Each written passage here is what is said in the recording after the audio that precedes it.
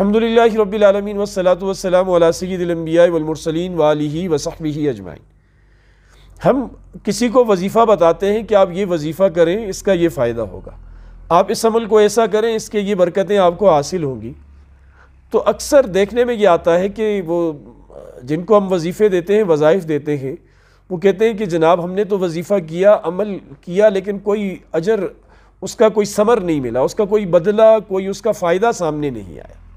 तो ये बड़ा एक क्वेश्चन मार्क है, बहुत बड़ा सवाल है कि हमारे वज़ाइफ में असर क्यों नहीं, यानी वजीफ़े पढ़ते हैं और असर नहीं होता, क्या वज़ाइफ में कुछ कमी है? नहीं, वज़ाइफ में कमी नहीं है। इसकी मिसाल यूँ देखें कि आप ज़मीन में पानी के लिए बोरिंग करते हैं, कुआँ खोदते हैं, बाज़ जगह में पानी आ जाता है 60-70 फुट पे, कहीं 100 फुट पे आते हैं, कहीं 300-400 फुट खोदना पड़ता है। अब जिस तरह वो 100 फुट पे पानी नहीं आया, बंदा लगा हुआ है 150 तक 200 तक जाता है, उसे उम्मीद है कि पानी आएगा, सिर्फ मेहनत ज़्यादा करनी पड़ेगी। यही हाल अहवाल वज़ाइफ का है।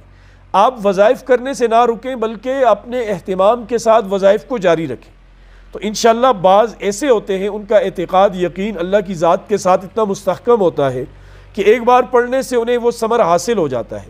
बाज़ को 10 बार पढ़ने से हासिल होता है, बाज़ को 50 बार पढ़ने से, और बाज़ को कई ज़्यादा बार पढ़ने से हासिल होता है। देखिए, हम जब वजीफ़ा पढ़ते हैं तो अपनी हालात को ज़रा देखा करें, अपनी हालत को देखा करें।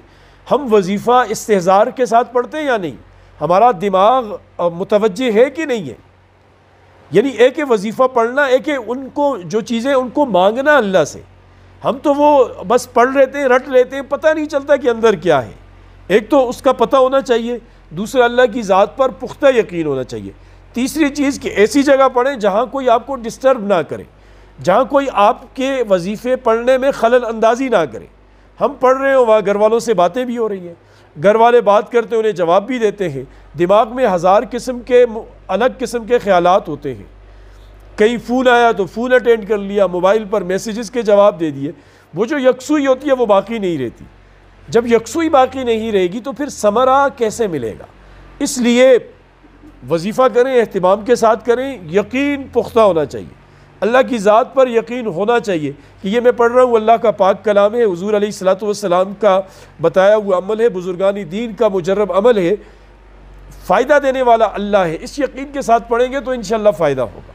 और दूसरा, मायूस ना हो, पढ़ने के बाद रुके नहीं कि मैंने इतना पढ़ा, मुझे कोई फ़ायदा नहीं हुआ। मैंने कहा ना, वो मर्ज़ की बात है।